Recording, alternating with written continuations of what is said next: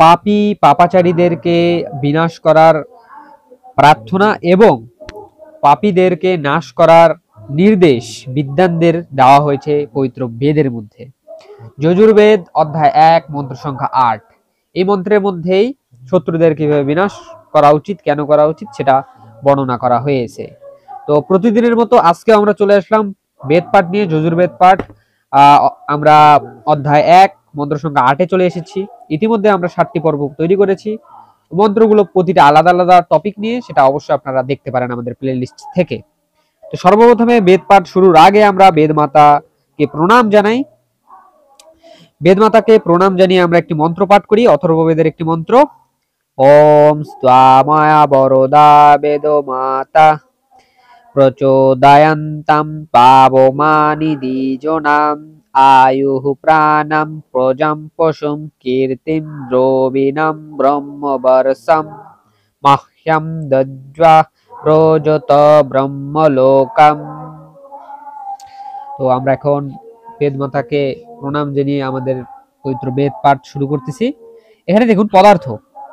হে পরমেশ্বর, আপনি সব দোষের নাশক ও জগতের রক্ষক। এই জন্য আমরা এই বুদ্ধির দ্বারা বিদ্যান দিককে শিক্ষা, মোক্ষ ও সুখ যথাযোগ্যভাবে উপস্থিত করিবার, অতিশয় করিয়া শুদ্ধ করিবার, সর্বপ্রকার বিদ্যা এবং আনন্দের দ্বারা বিশ্বকে পরিপূর্ণ করিবার, ধার্মিক ভক্তদিগের সেবা করিবার যোগ্য এবং বিদ্যান দিগের স্তুতি করিবার যোগ্য আপনাকে নিত্য উপাসনা করি। যে কেহ দেশী, ছলনাকারী, কপট, চারী, পাপী, কাম ক্রোধ আদিযুক্ত মনুষ্য, ধার্মিক ও সবাইকে সুখপূর্বক যুক্তকারী আমাদেরকে দুঃখ দান করে এবং যে পাপী মনুষ্যকে আমরা দুঃখ দিয়া থাকি তাহাকে আপনি শিক্ষা প্রদান করুন, তথা যে সকলের সঙ্গে দ্রোহ করে অথবা সকলের দুঃখ দেয় তাহাকে আপনি সর্বদা তাড়না করুন। হে শিল্পবিদ্যা জানিতে ইচ্ছুক মনুষ্য, যে পার্থিব অগ্নি সকল পদার্থকে ছেদন এবং অন্ধকার নাশক এবং যাহা শিল্প চতুর্যের দ্বারা যানবাহন আদিতে বিদ্যান দিককে সুখ পৌঁছিবার, শুদ্ধি করিবার হেতু শিল্পবিদ্যার মুখ্য সাধন কারিগরগণ যাহার সেবন করিয়া থাকে এবং যাহা বিদ্যান দিগের স্তুতি করিবার যোগ্য, তাহাকে আমরা চালনা করি এবং যাহা সেবন যুক্তি পূর্বক না হইলে তাহা আমাদের পক্ষে পীড়ার কারণ হয়, সেই পীড়াদানকারী অগ্নিকে যানবাহন আদির সঙ্গে যুক্ত করো। এবং হে বীর পুরুষ, তুমি যে দুষ্ট শত্রু আমাদেরকে দুঃখ দান করে তাহাকে ধ্বংস করো এবং যে কেহ চোর ইত্যাদি আছে তাহারাও নাশ করো।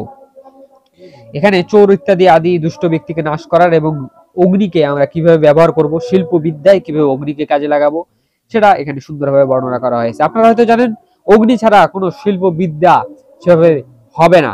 ভাবার্থ দেখুন, এখানে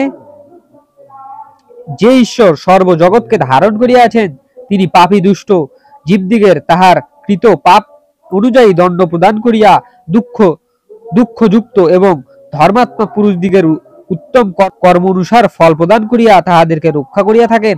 তিনি সর্বসুখ প্রাপ্তি, আত্মার শুদ্ধি করাইবার এবং পূর্ণ বিদ্যার প্রদাতা, বিদ্যান দিগের স্তুতি করিবার যোগ্য এবং প্রীতি ও ইষ্ট বুদ্ধির দ্বারা সেবা করিবার যোগ্য, অন্য কেহ নয়। এজন্য প্রত্যক্ষ পার্থিব অগ্নিও সম্পূর্ণ শিল্পবিদ্যার ক্রিয়াগুলি সিদ্ধ করিতে তথা তাহাদের মুখ্য সাধন এবং পৃথিবী ইত্যাদি পদার্থ সকলের মধ্যে নিজ নিজ প্রকাশ স্থাপন করিতে অথবা তাহাদের প্রাপ্তি দ্বারা শ্রেষ্ঠ। কেননা যাহার দ্বারা সিদ্ধকৃত অগ্নয় আদি উত্তম অস্ত্রবিদ্যার দ্বারা শত্রুদিগের পরাজয় হয়, ইহার ফলে ইহাও বিদ্যাযুক্ত দ্বারা হোম ও বিমান ইত্যাদি সিদ্ধ করিবার জন্য সেবা করিবার যোগ্য। এখানে দেখতে পারলেন এখানে কি বলা হলো, এখানে শিল্প বিদ্যা এবং শত্রুদেরকে কিভাবে বিনাশ করতে হবে এই মন্ত্রটি এটা নিয়ে আলোচনা করা হয়েছে। আশা করি আপনারা বুঝেছেন। আপনারা যদি এই ভিডিওটি যদি ভালো লাগে অবশ্যই শেয়ার করে দেবেন আপনাদের আত্মীয় স্বজন বন্ধু বান্ধবদের মাঝে, যেন আমরা বেদের প্রচার এভাবেই করতে থাকি। তা বাদেও আমরা আমাদের অনলাইন অ্যাপ নিয়ে আসতেছি। এটার জন্য যদি আপনি আর্থিক সহযোগিতা করতে চান, এই নাম্বারে যোগাযোগ করতে পারেন বা এখানে অর্থ দান করতে পারেন। ধন্যবাদ। দেখা হচ্ছে পরবর্তী ভিডিওতে।